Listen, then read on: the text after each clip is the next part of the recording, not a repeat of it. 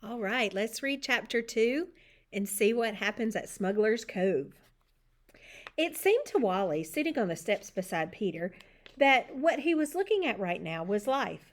He was studying an ant hill built over a crack in the sidewalk. The way the ants were struggling and pushing each, trying to get to the top of the ant hill first, reminded him of the way the Hatfords and Malloys had been quarreling since August, as though their quarrel was the most important thing in the world. You know what? He said to Peter. The ants don't even know we're here. Look! He put his sneakered foot in the path of a large ant hurrying toward the ant hill, and it just scurried on around the toe. Didn't even look up to see what giant was blocking its path.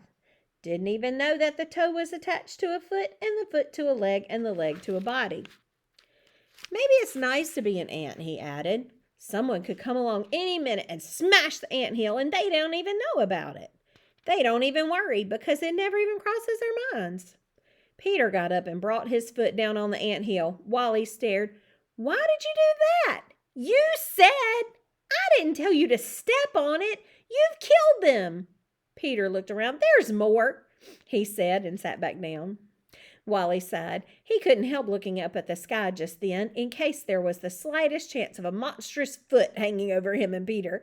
He wished that Jake and Josh would hurry and get home from their paper route.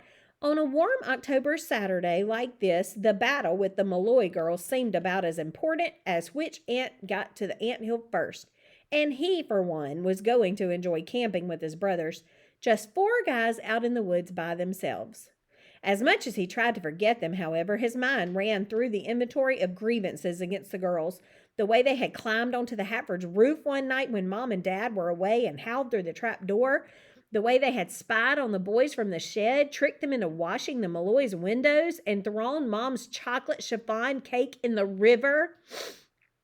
Wally was smiling in spite of himself. Watching Caroline's face after she had realized it was a cake was the most fun of all. Then he blinked. Fun? Did he think fun? Was it possible that despite all his grumbling, he liked having the girls around? What are you grinning about? Asked Peter. I was thinking about chocolate cake, Wally told him. Ham sandwiches, potato salad, Oreo cookies, and apples, said Mother, handing a large bag to Josh as the boys strapped on their gear in the kitchen, plus orange drink and donuts for breakfast. I'll carry the donuts, Peter volunteered. No, you won't, Jake told him. The last time you carried the food, you ate all around the edge of 2 donuts.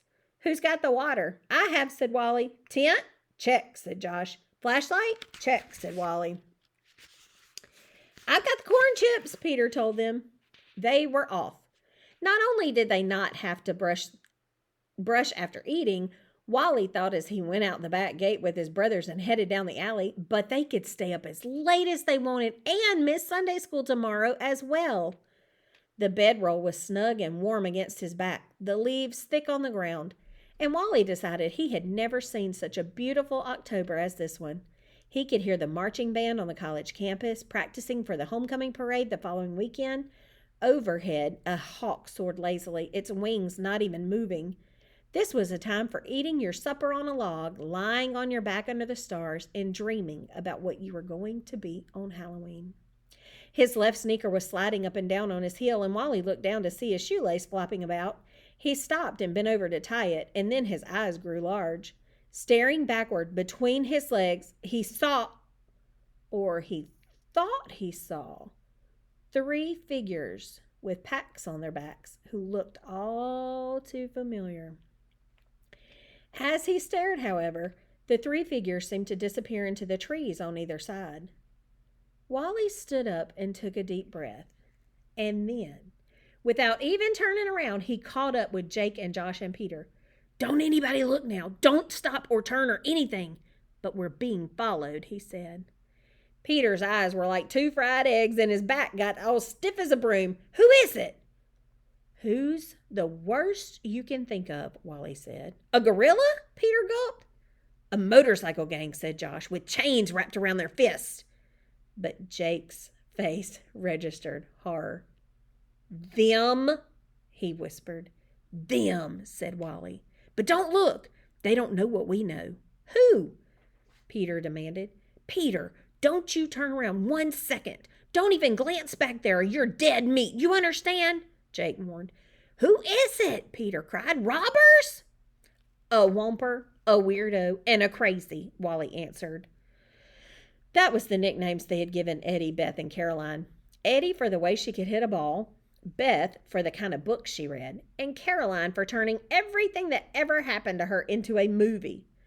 Oh, them, said Peter, obviously relieved. Are they coming with us? No, they're not coming with us, croaked Jake. The boys tramped on, not daring to look around. Well, I don't know, Jake. I think they're coming whether we want them to or not, Wally said. They have packs on their backs. Josh let out his breath. Somebody must have told them we were going camping. What are we going to do, Jake? Do? We are going to make them sorry they tagged along. Can I turn around yet? Asked Peter. No, don't even move your head. And then to Wally, think, what would be the worst thing that could happen to them? Wally tried to think of the worst thing that had ever happened to him in the woods. Get lost, he said. Jake's face lit up. That's it! It'll be almost dark in an hour or so. We'll lead the girls every which way until they don't know which end is up. Then we'll sneak down to Smuggler's Cove and have it all to ourselves. Well, said Peter, his head never moving an inch. It was when they were crossing the creek for the third time that Wally realized they could have been at camp long ago, enjoying their ham sandwiches, if they hadn't been obliged to lose the girls.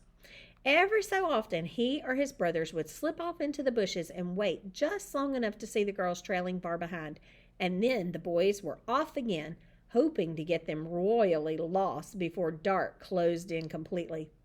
It was chilly now that the sun was down, and Wally began to wish he had brought a ski cap, as Mom had suggested.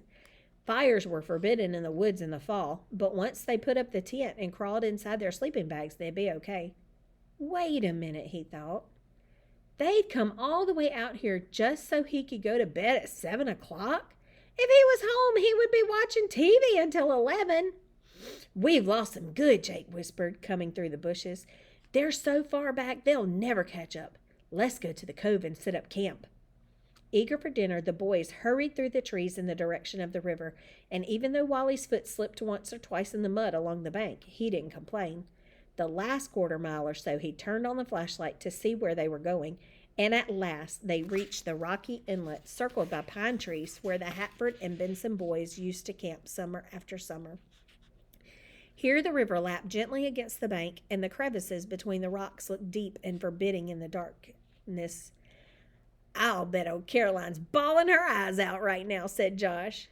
How are they going to find their way home? Peter wanted to know. He was holding the flashlight while his brother set up the tent.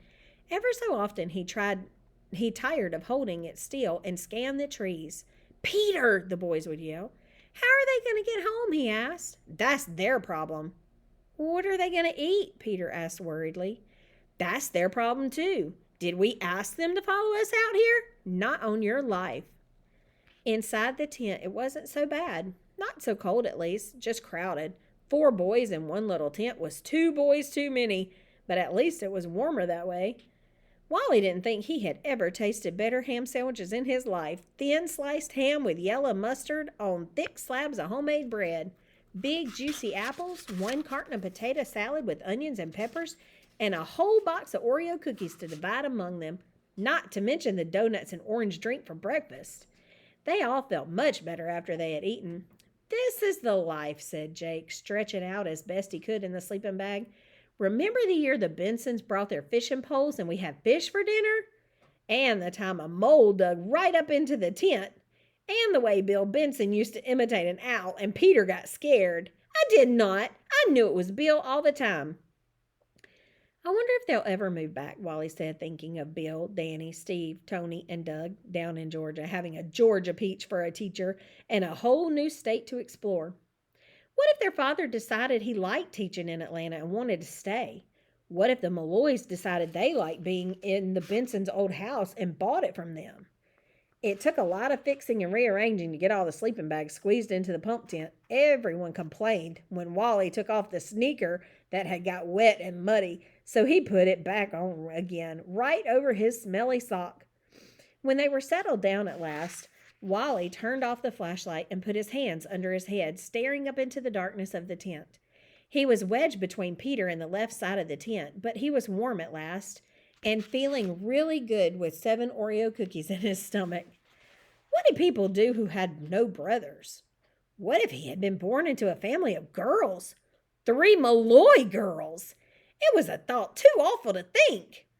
Jake and Josh were trying to make up another verse to 99 bottles on the wall once you got down to 1 bottle. But after a while, Jake's voice faded out, then Josh's. Peter had long since fallen asleep, one arm slung over Wally's chest. Finally, even Josh stopped singing, and then it was just the sounds of the woods at night, rustling in the bushes, the shrill call of a night bird, the wind blowing, a deep snore from Josh. Wally played around with the flashlight a while, making circles of light on the ceiling of the tent, practicing making distress signals. But his eyes began to close, his fingers lost their grip, and finally he tucked the flashlight behind his head and settled down to sleep.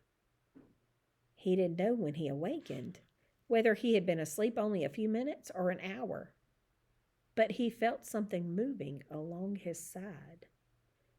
He laid still as a stone. A snake? A poisonous snake? Should he move? Should he very, very slowly sit up and wake the others? Maybe it was another mole, a mouse perhaps, a harmless little field mouse. Carefully, trying not to move his body at all, Wally reached behind his head for the flashlight. Slowly raising his head so that he could see, he aimed the flashlight toward the moving creature by his side and turned it on. A hand!